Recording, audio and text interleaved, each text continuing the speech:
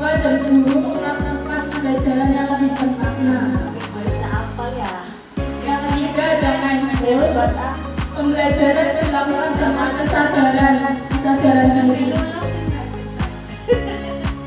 Pembelajaran berkesadaran yang bermakna dan mengembirakan atau joyful melalui olah pikir, olah hati, olah rasa, dan olah. Kalau pembelajaran ada estetik itu jadi awal pembuka pelajaran. Tugas yang mempertimbangkan tingkat kesiapan murid akan membawa murid keluar dari zona nyaman mereka dan minat merupakan suatu wadah dangkal yang menghasilkan respon berarah kepada suatu. Guru harus lebih kreatif, harus bisa menilai. Wes, ini ibu tahu gaya belajar ada 3. Ya. Satu auditory, visual, Gaya. Alasan itu ya. Jadi bedanya guru mengukir manusia yang mengerti hidup lain dan batin. Dia mau menanyakan kan baru bilang ini kan memakai enggak nilainya itu untuk semua pelajaran.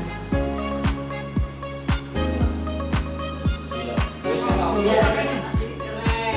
Tangan tepuk ya. Organisasi dengan siswa. Nah, kalau di sekolah itu biasanya kalau di kelas tidak semuanya sama.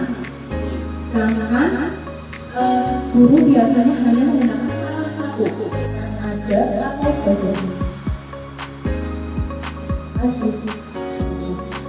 Sebenarnya kita sebagai guru itu yang pertama itu memetakan, artinya membedakan terlebih dahulu anak ini masuknya ke gaya belajar seperti apa.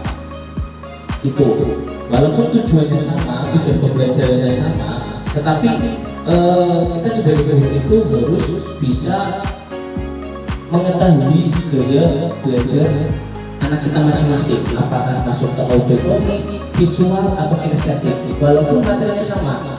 Jadi sekreatif mungkin kita sebagai guru itu harus bisa membantu anak dengan tujuan sama, tetapi gaya belajar yang berbeda-beda.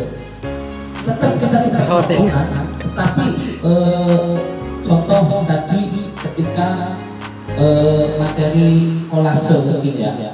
Kolase kemudian ketika anak udah belajar mendengarkan, silakan kita kasih kelompok, kemudian kita perlihatkan video cara gimana, seperti apa. Kemudian ketika kelompokan lagi anak visual dengan melihat, ya kita kasih gambar, melihat gambar seperti apa bentuknya.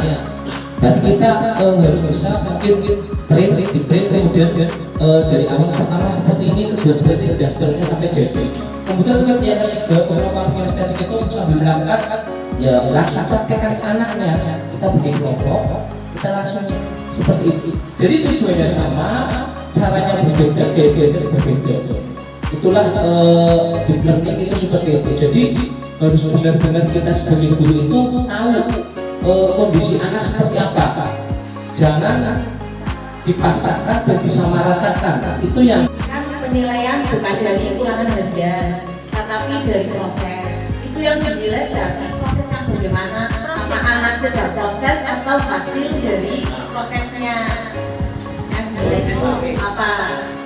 Ada kan anak walaupun kerja kelompok, ada yang ikut Kerja atau ada yang kerja, ada yang balas pesan. Oh, iya. Itu kan ternyata beda-beda walaupun kita kerja kelompok, nilainya itu beda-beda. Kantor dengan anaknya sendiri mau aktif nggak dalam kegiatan kelompok itu. Berarti nanti nggak ada tes sumati, tes ulangan harian kayak gitu nggak ada. Tetap ada, cuma di apa ya, nggak sering dilakukan.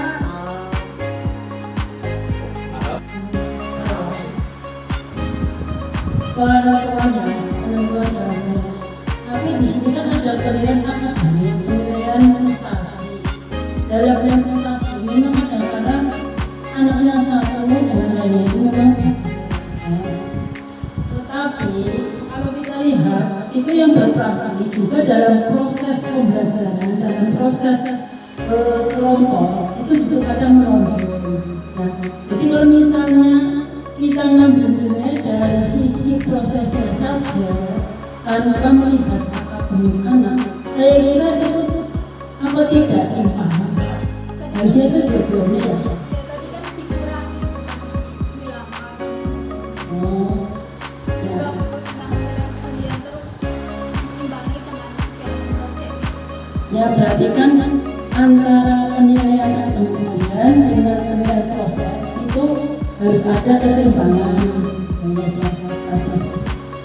yang sering dilakukan kan hanya ulangan-ulangan harian semua ya.